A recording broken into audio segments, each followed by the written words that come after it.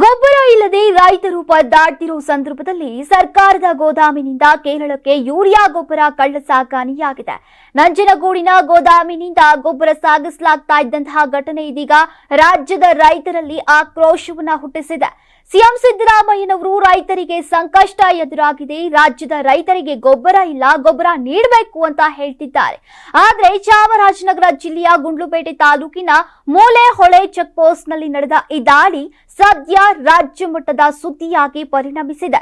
ರೈತರಿಗೆ ನೀಡಬೇಕಾದ ಗೊಬ್ಬರವನ್ನ ಕೇರಳಕ್ಕೆ ಕಳ್ಳಸಾಗಣೆ ಮಾಡ್ತಾ ಇದ್ದ ಲಾರಿಯೊಂದನ್ನ ಕೃಷಿ ಇಲಾಖೆ ಮತ್ತು ಪೊಲೀಸರ ಜಂಟಿ ಕಾರ್ಯಾಚರಣೆಯಲ್ಲಿ ವಶಪಡಿಸಿಕೊಳ್ಳಲಾಗಿದೆ. ಲಾರಿಯೊಂದರಲ್ಲಿ ಸುಮಾರು 330 ಚೀಲ ಅಂದ್ರೆ ಸುಮಾರು 15 ಟನ್ ಯೂರಿಯಾ ಗೊಬ್ಬರವನ್ನ ಸಾಗಿಸಲಾಗ್ತಾ ಇತ್ತು.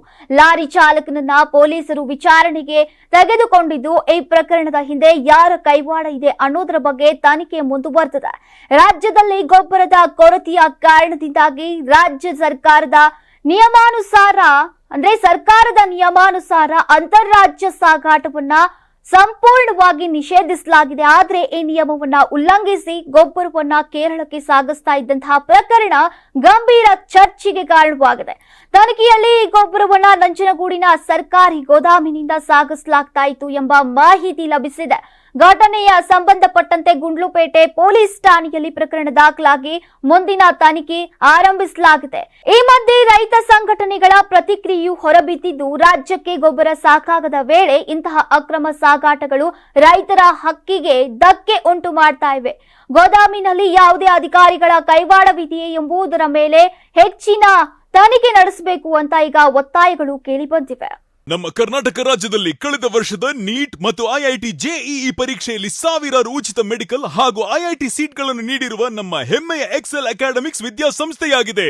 1 ವರ್ಷದ ಲಾಂಗ್ ಟರ್ಮ್ ನೀಟ್, ಸಿಇಟಿ ಮತ್ತು ಐಐಟಿ ಜೆಇಇ ದಾಖಲಾತಿ ಪ್ರಾರಂಭವಾಗಿದೆ. ಮೆಡಿಕಲ್ ಅಂದ್ರೆ ಎಕ್ಸೆಲ್, ಎಕ್ಸೆಲ್ ಅಂದ್ರೆ ಮೆಡಿಕಲ್.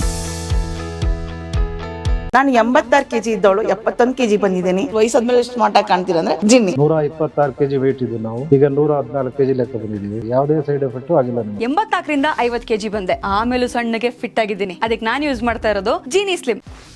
84ರಿಂದ 50 ಕೆಜಿ ಬಂದೆ, ಆಮೇಲೆ ಸಣ್ಣಗೆ ಫಿಟ್ ಆಗಿದ್ದೀನಿ.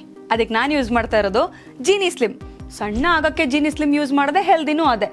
ನೀವು ಸಣ್ಣ ಆಗ್ಬೇಕಾ, ಹೆಲ್ದಿ ಆಗ್ಬೇಕಾ? ಹಾಗಿದ್ರೆ ಜೀನಿ ಸ್ಲಿಮ್ ಯೂಸ್ ಮಾಡಿ.